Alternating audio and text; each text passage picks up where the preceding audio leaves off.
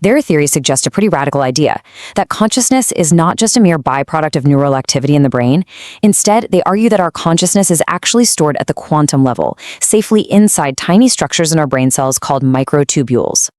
Let's walk through the exact physics of their argument, step by step, because it's fascinating.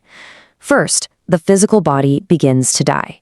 Second, as a result, the quantum state of these brain microtubules begins to break down.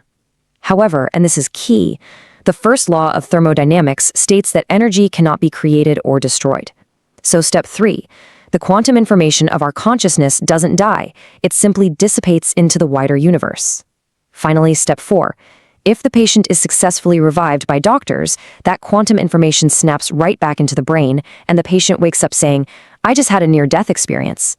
But if they die, that quantum information simply continues to exist out there in the cosmos. Section 5, the ultimate takeaway.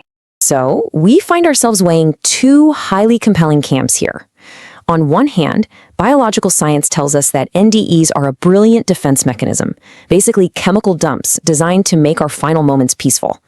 On the other hand, complex quantum physics and verifiable out-of-body experiences heavily suggest that consciousness is energy, and it's not strictly limited to our physical brain.